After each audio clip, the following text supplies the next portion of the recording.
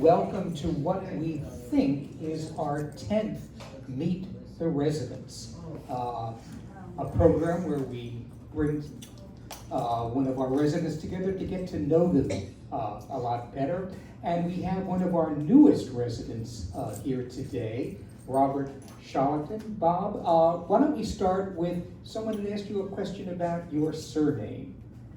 Yes, someone asked about it.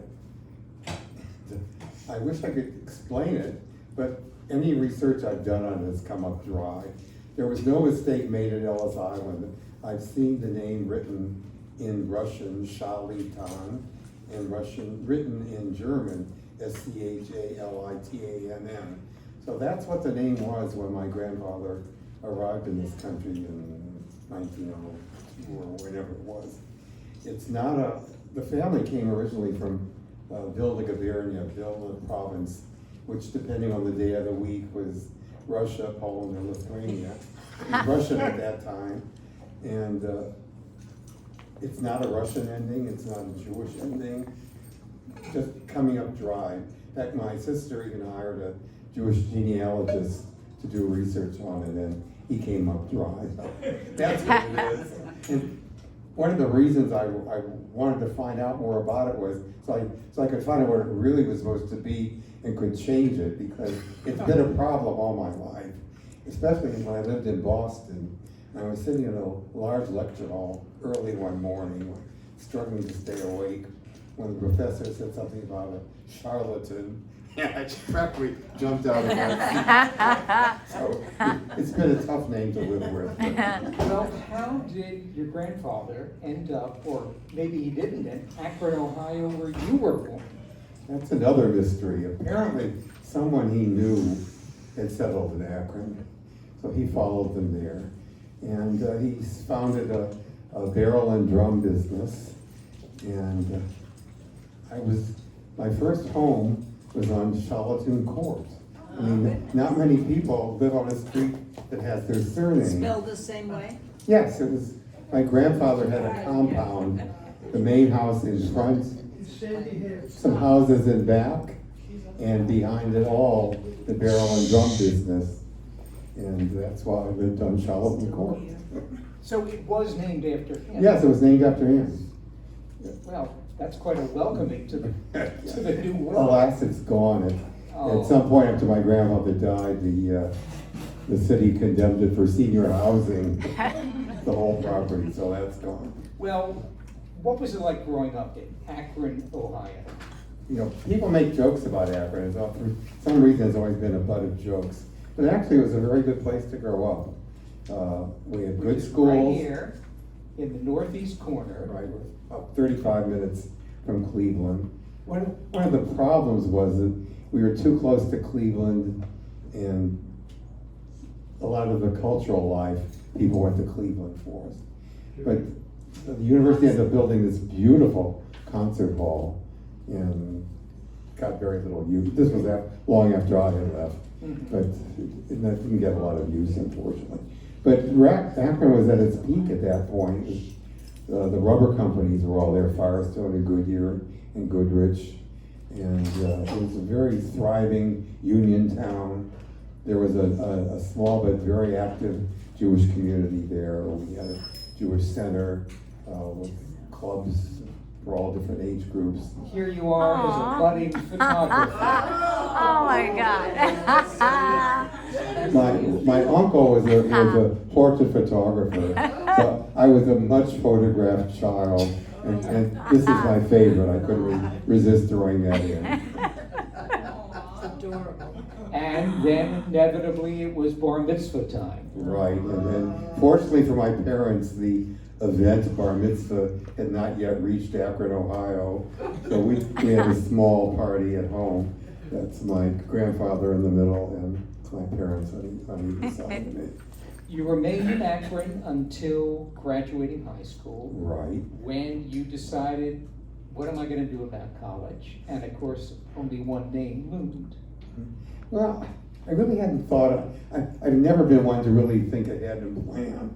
And I guess I'm going to go to college. Well, Where would I go? here's your high school, Yes, John. Brookdale High School, John R. Brookdale High School.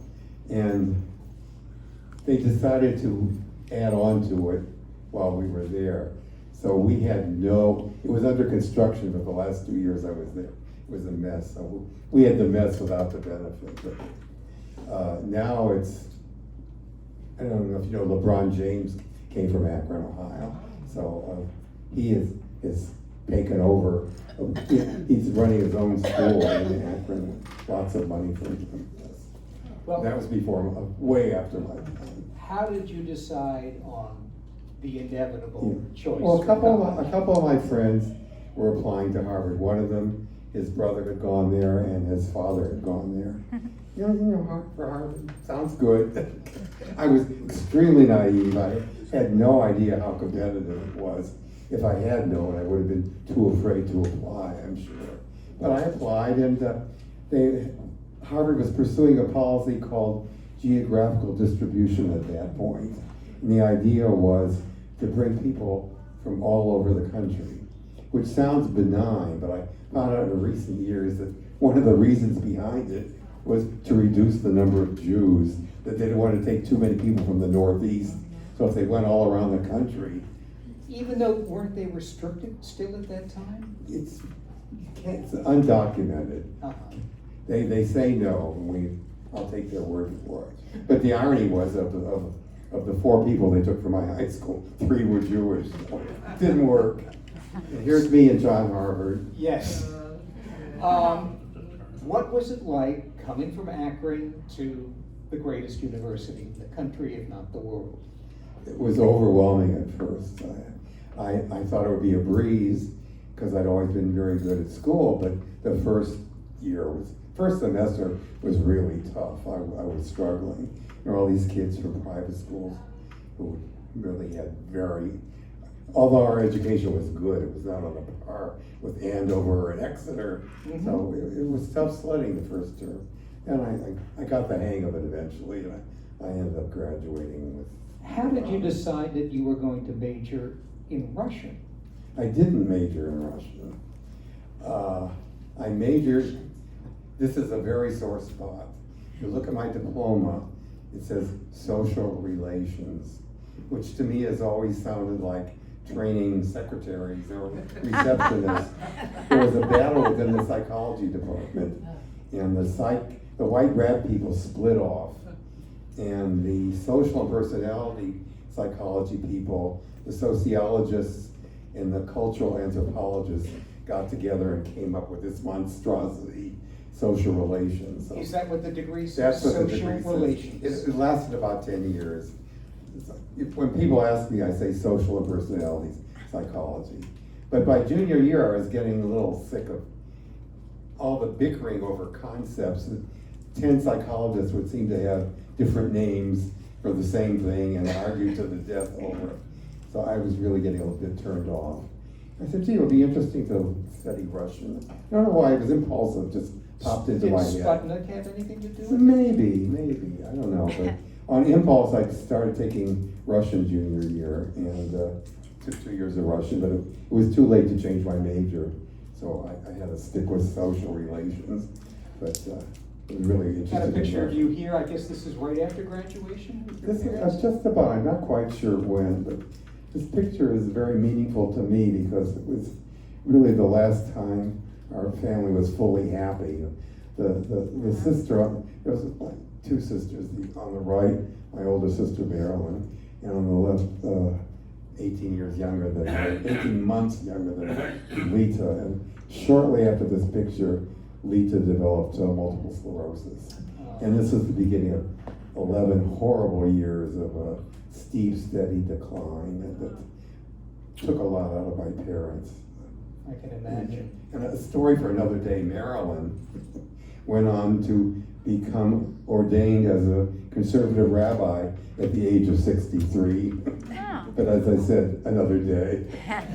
Well, you got out of college, and interestingly, you decided that you were going to work for the National Security Agency. They came recruiting to campus, and I had no idea what the opportunities were for me with that. It was just a bachelor's degree. But clearly at that point they were interested in people who knew Russian. So they recruited me and moved to Washington. This is what, 1962? 1958. 58, okay. Yeah. And so is this the building you were in? It looks like it. Yeah. It was at Fort Meade. It was about Yeah, it 20 looks miles outside of military, like. Yeah, it was part, it was on a fort. And you had to wear a badge every day, of course. So I For was those hired as unfamiliar, a, yeah, what does the NSA do? it's the National Security Agency, and their main function is to monitor and decrypt communications from countries that we're spying on. So we were receiving Russian communications, of course, were the primary thing, and my job was to try to break whatever code we were working on. And So this wasn't translation, this was now cryptography. right, I mean, there were two obstacles. You had there was the language difference plus the code. So Did you have a talent for cryptography? Did you know? I would say I had a small talent. Yeah, I had some minor successes over the years that I was there, but there would be days of drudgery, and then once in a blue moon, you would have a breakthrough that would be satisfying. I would tell you more about it if I understood more about the significance of what I was doing. But you were there during the Cuban Missile Crisis, right? No. Oh, No. So, what happened next? There were a group of about 20 of us who came at once, and we were in classes together for the first couple of months. And one day I had to do research in a different office. And there was a girl there who was the roommate of a girl in the class that I had dated a couple of times. So I said, I suppose I should go over and say hello to her. So I went over and said hello, and she said, did you read about the National Defense Foreign Language Fellowships in this morning's Washington Post? No, I had not. Well, this was during the Sputnik crisis where Russian was important. Let's give people money to study Russian. So before I knew it, I was back at Harvard on a complete fellowship, getting my master's in Slavic languages. yes, I believe this is the Slavic language department at Harvard? Could be. All those buildings look alike. So you spent 3 more years at Harvard? No, 4, but after 1 year, I got my doctorate. Oh, I got my master's degree, I wish. I got my master's degree and had another year of courses. And I was a teaching assistant part-time. And I had become friendly with one of my professors who was doing a textbook, actually pattern drills for a textbook. Language labs were the hot thing at that moment. I remember that. And the pattern drills were to be used in the language lab, and he needed assistance with that, so he and I worked on the book. And this was the result. This was the result. And the Very Royal- impressive that your name comes first. I thought it was very generous of him to put my name first. And this was W.W. Norton. And every year for several years, I get a nice check from them that would be enough for a good dinner out. Towards the end, maybe enough to buy me a drink for dinner out. And then it dried up at some point. But it was fun working on it. I enjoyed that.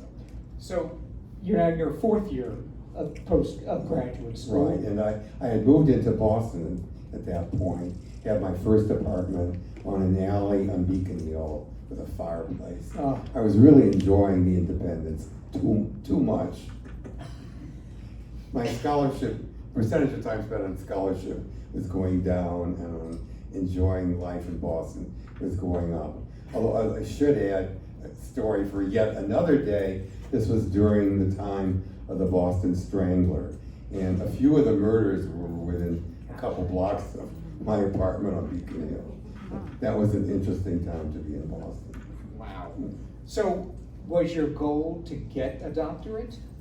Yes, because it was the only goal that seemed out there. Mm-hmm. So I started looking around for a job. I went to the Modern Language Association convention in Chicago, which is sort of the slave market for languages. And I got a job at the University of Toledo. Which is here. And I spent one miserable year there. What was so miserable about Toledo? Well, first of all, you couldn't get a good pizza. There was a scarcity of Italians in Toledo, Yeah. but there were lots of Poles. So if you wanted kielbasa, you were in good shape. But the problem was that most of the students in the Russian class were people of Polish heritage who thought learning Russian would be an easy way to satisfy their language requirement. Well, it wasn't. Because of the dissimilarities Yeah, between. which was frustrating. Actually, in my opinion, Polish is a much more difficult language to learn than Russian. So we laugh about Polish jokes, but if a 3-year-old could learn that language, more power to them. So I was there for a year and I really was unhappy. So I went back to the Modern Languages Yeah. Association the next year at Christmas, and I ended up getting a job at Queens College here. I'd always wanted to live in New York, and this was my golden opportunity. Did you live in Queens as you were there? Well, the first 2 years I lived in Queens, and then the third year I moved into Greenwich Village. So I had a brand new building on 14th. The building where remember Bernie Getz? The guy that shot the people on the subway? Yeah. Well, the building So where you've he gone lived. from Boston Strangler now to Bernie Getz. Yes. I never met him. I only found out later that he lived there. But it was a brand new building. I had a studio apartment there. The rent was $180. Oh, I had a terrace that was as big as the apartment. And the fixtures were all very fancy. They were into fancy bathrooms at that point. The rent was $180, and there was a 3-month concession. But unfortunately, I only lived there a year. I knew at Queens, well, probably not just at Queens, you had 3 years to get your doctorate if you were hired as an instructor. And Was the pressure? if you didn't, you were out. Yeah. And I was just enjoying myself too much. I really was not studying. So I was getting near the end of the third year and had no idea what was going to happen. Mhm. And lo and behold, the professor that I had done the book with Here he is. had moved to Joe Van Kampen, had moved to Stanford. And one of the things they like is you to bring some graduate students along with you. So he recruited me and a couple others Mhm. to go out to Stanford for me to take second crack at the doctorate. Here's a picture of Stanford, which they call the Harvard of the West. Is Well, it's as Harvard and Stanford are as close as apples and pineapples. Harvard does not have a sailing lake in the middle of its campus. The amazing thing to me was that these kids could study at all, because here they are in paradise. So you have been in There are lots so of many distractions. different academic environments at this point. Did Harvard stand above all of them in terms of what it was like, rigor and? No, Stanford was surprisingly rigorous. That was a surprise. In that regard, it was like Harvard. That despite everything, despite all the distractions, the students were good, they were solid. At least the ones studying Russian were serious. And I was a teaching assistant there as well, and I enjoyed that experience. Were you now more dedicated to get that doctorate? It's a sore spot, Brian. I'm so sorry that what happened. I took courses for 2 years there, and this was during the summer of love. I even have brought a slide of it. This was right outside the doors of Stanford, That going was- on the streets of San Francisco. Looks very familiar. And so let's For say. those who aren't familiar with it, why don't you tell us what it was like as a student to have this Well, outside? There were many distractions. Also, the graduate students were trying to organize a union. I got involved with that. There were things that seemed to occupy my time more than studying for my doctorate. But I did finish my coursework, and during the spring of the second year, I was scheduled for my written exams. Mhm. And my minor was Slavic literature, and the written exam for that was first. And I aced it, I did a really good job. So, 2 weeks later, I went for my major, which was Slavic linguistics. And this was the most horrible experience of my academic life. They handed me a book, and I sat down, I opened it. And there literally was not one question there I could answer. I thought they'd given me the wrong book. And I handed in a blank booklet. And they were stunned out of their minds, and I was stunned. And they begged me to try again in 2 months. And I said, no, I'm not going through this again for anything. But it made me reconsider my whole academic life. For 10 years, I had been nominally working toward a doctorate, and then suddenly there was a detour in the road. So I didn't know what to do at that point. And along the way, I had gotten interested in continuing education. Back when I was teaching at Queens, one of the first things I did was sign up for courses at the New School in the evening. I enjoyed that a lot. And I was disappointed when I got to Stanford, they had no continuing education program at all. So one of the things I got involved with, I was lobbying them to set up a continuing education program that guess who would be in charge of it? Well, they were very, very slow moving and very conservative, and I wasn't getting anywhere. So I sent off job applications to NYU and to the New School. And lo and behold, I got a response from NYU. Please come for an interview. So I came back to New York and went to NYU. Sat down for the interview, and we're making pleasantries. And practically the first words out of his mouth were, I don't really have a job opening, but your resume looked interesting and I wanted to meet you. Heart sinking. So what do you say after that? So like 30 seconds later, his phone rings. And he said, it's my ex-boss, I have to take this call. So he took the call and he was saying,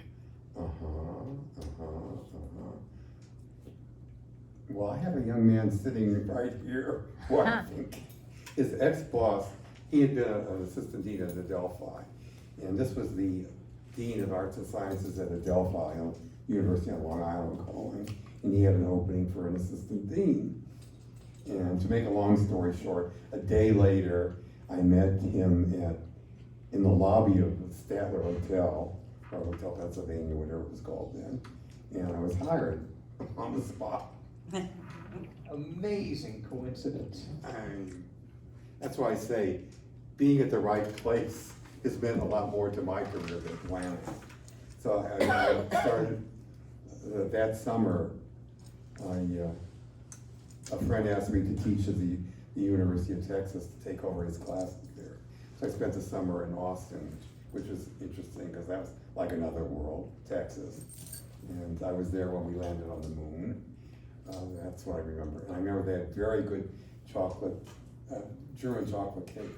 It was the largest German population. Best German chocolate cake I ever had was in Austin. So at the end of the summer, I came to New York, started my job at Adelphi. And what was Adelphi like? I had a terrific boss. I really enjoyed working for him, and I learned a lot from him. I loved having the title of dean, be dean. I wanted to change my first name to Dean when I left. So I really enjoyed it. Just one little problem. They had hired a new president, Charles Bevier was his name. He came about the same time I did. And the very first thing he did was spend $60,000 on his inauguration. He was very unpopular from the get-go. And unfortunately, he took a liking to me. And he asked me to be assistant to the president. I didn't want to go near that job. So I saw my prospects were not too good to say no to the president. So I was really in a very awkward spot. So one of the things I did in my job was screen all the dean's mail. So all the job applications and job announcements came across my desk, and one day there had been an announcement from the Great Neck Public Schools for the job of Assistant Director of Adult Education. And I knew Great Neck, my aunt had lived there, and I knew they had a very good school district, and this was a great job. But I was very happy where I was at that point, and I wasn't interested, so. And then, even then, my boss came to me and said, you know, this is a real opportunity, you should consider it. And I said, are you unhappy with my work? Are you giving me a little nudge? And no, he was that kind of person. He liked to see people get ahead. He was a real mentor, not just to me, but to other people. So I got the sequence out of order. This happened before the president asked me to be assistant director. So I said, where's that job notice? Yeah. So I pulled it out again. It was, I think, 2 days before the deadline for application.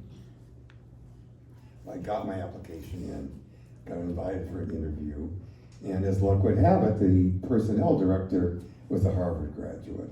I'm sure that had a lot to do. So there is an with old my- boys network. Oh, definitely, yeah. Uh-huh. So that was the beginning of 23 years in Great Neck. First 14, I was assistant director, and the last 9, I was director. And for me, it was the perfect job because at heart, I'm a dilettante. I would rather know a little bit about a lot of things than to hone in on one thing and get a PhD in it. Mhm. I didn't have the dedication for that. So really, in the continuing education, job was pretty much what I wanted it to be. If we thought something would be a good addition to the program, we could find a good person to teach it, just put it in the curriculum. So I had 23 mostly happy years there. And part of it, here's your Yeah. catalog, but you also would, in the summers, Yeah. have a program up at The thing Berkshires. if I remembered for anything in Great Neck, it was for starting what we called the Berkshire Experience. And one summer I had gone to, I don't even remember who ran it, but there was a program at, what's the girls' school in Saratoga? Yes, Simmons? Skidmore. Skidmore, yeah. Thank you. Skidmore had a program where they opened their dorms in the summer, and people went and then attended the New York City Ballet or the New York Philharmonic, their performances there, and it made for a very nice week. And I had been to the Berkshires a couple times, and I really liked it up there. There was so much to do. I said, this would be a great thing to do in the Berkshires, if only there were a place. Well, I had never heard of Simon's Rock. Simon's Rock is this little college outside of Great Barrington. It's now part of Bard. But at that point, their thing was, it was Simon's Rock Early College, and they took students after sophomore year and started them. It had a beautiful campus in the woods, and it sat empty in the summer. So, and a friend of my boss had retired to Great Barrington, and she knew about it. So I made a visit to Simon's Rock, and lo and behold, they were interested in renting the campus to us for a week. So the first year, I think we brought up 120 people. They had to get there by themselves, but once there, we had school buses for them all day. And in the morning, they had their choice of adult ed courses. I think we brought 4 instructors along, and they could choose what they wanted to take. Then in the afternoon, every afternoon, we had a field trip. We went to Chesterwood, we went to the Norman Rockwell Museum, we went to Tanglewood. Shaker Village. Shaker Village, yeah. Right. And then in the evening, every evening we had a performance. We went to Tanglewood, we went to Jacob's Pillow, we went to the Berkshire Playhouse. It was really a terrific program. And I looked it up, the first year, with room and board and bus transportation, all the tickets. First year cost $399. So I ran that program for 10 years. And you think it would get easier each time, it didn't, it got harder each time. First of all, the college realized they had a good thing going, and they saw there were other groups. We no longer had the campus to ourselves in the summer. So there were other people there, which just changed the atmosphere a bit. The other thing, more important, they changed chefs. The food, the food had been really terrific the first year, and second year it wasn't. But it really was funny. Here are these wealthy people from Great Neck staying in college dorms, sharing a bathroom, and loving it. So if I remembered there, it's for this. And after 10 years, it just had gotten too complicated. It was taking up too much of my time. Queens College started running a similar program. We no longer had something unique, so I let it go. Yeah. Well, then you left adult education and made a transition to a surprising development. You became a travel agent. Well, I was very, very fortunate that I was able to retire at 55. For once, I was in the right place at the right time, because very shortly thereafter, the teachers' retirement system came in with a new tier that was much less. You had to work longer and you got less. So I was able to retire comfortably at 55. And at the age of about 50, I discovered cruising. And I really, really... You mean cruises? Cruises. Yeah, I like Yeah, that kind of cruise. The other kind I discovered long before. So I became a certified cruise counselor, working as an independent agent, first in Great Neck, mostly selling cruises to my former colleagues, and then in Manhattan. What kind of cruises? All kinds. I mean, all over the world, not Yeah, just yeah. Alaska and Bermuda.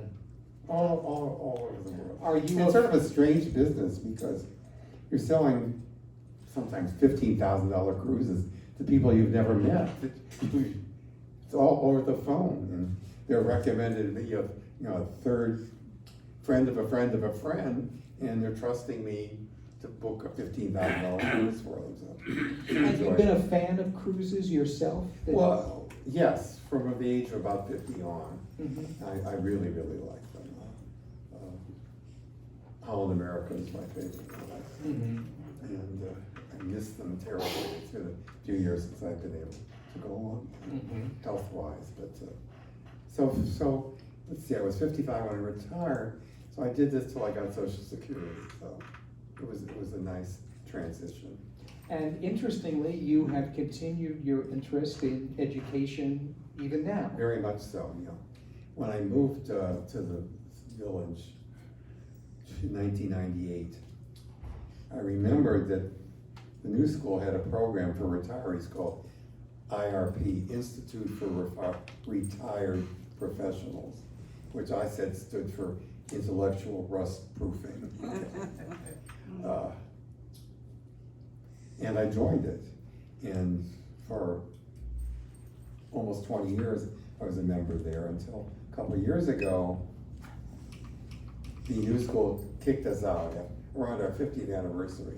The new school discovered that they could bring young ladies from Taiwan and South Korea over, charge them $40,000 for a year of learning English before they would finally let them into Parsons. And if you're a college administrator, are you going to devote your facilities to somebody who's paying $40,000 a year, or to somebody who's paying $1,000 a year? So we got the boot. And fortunately for us, the Graduate Center at CUNY took us under their wing. So just in time for the pandemic, we moved to the Graduate Center. And now it's called LP Square, the Lifelong Peer Learning Program. And there are about 300 members, and I've been a member there. And What kind of courses are being... well, You teach the courses among yourselves, correct? except we don't use the word teach. Oh, sorry. Since it's peer learning, theoretically we're all equals. So we have a coordinator who sets up the course. You have to go through a curriculum committee, just like at a college. And if it's approved by the curriculum committee, you offer the course. So over the years, I've offered several courses.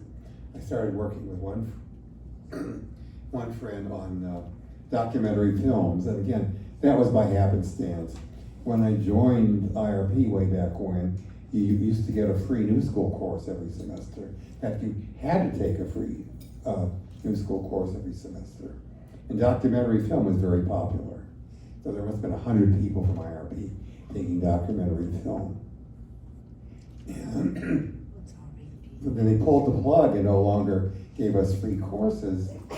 There was a gap there, so I said to my friend Miriam Lawrence, let's do a documentary film course.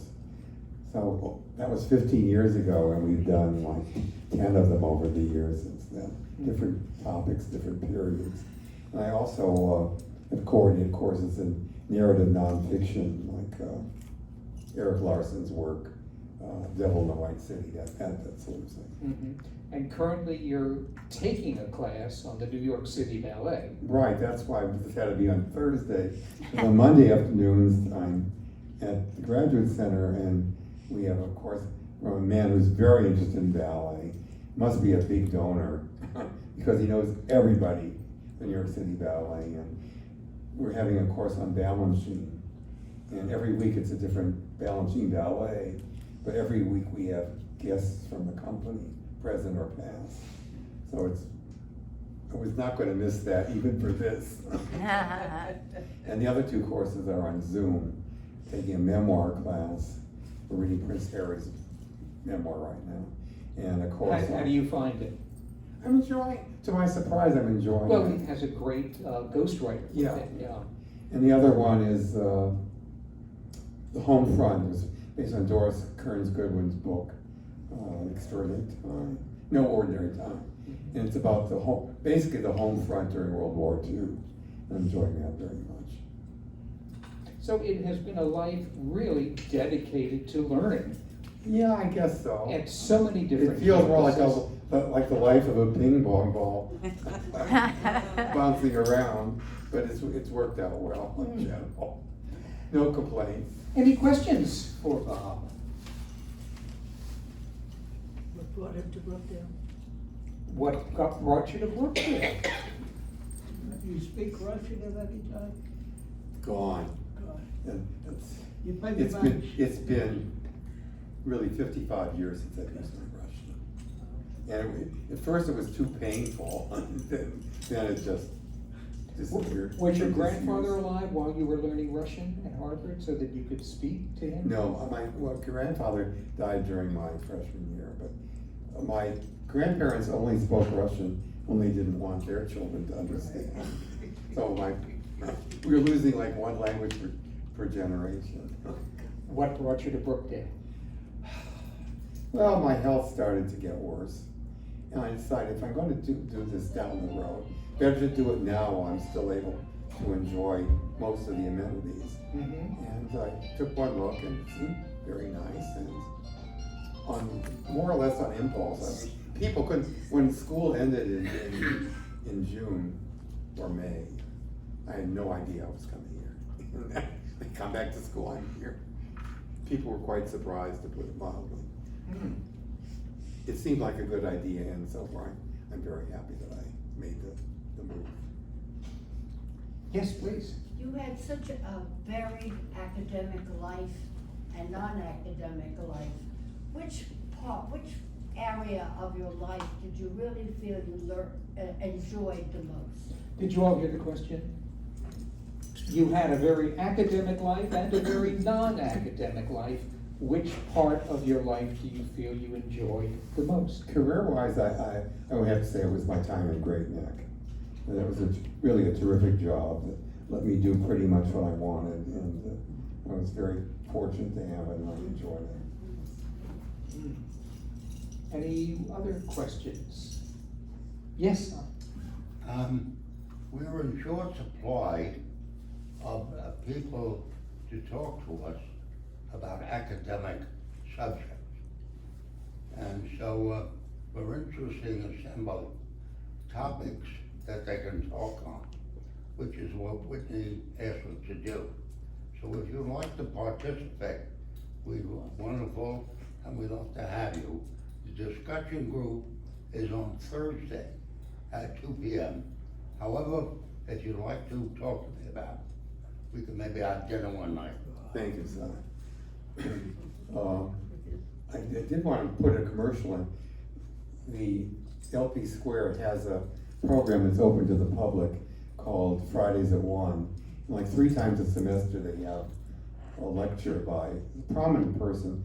First one was an Australian author, Brooks, was it Geraldine Brooks? Genevieve Brooks. I forgot her name.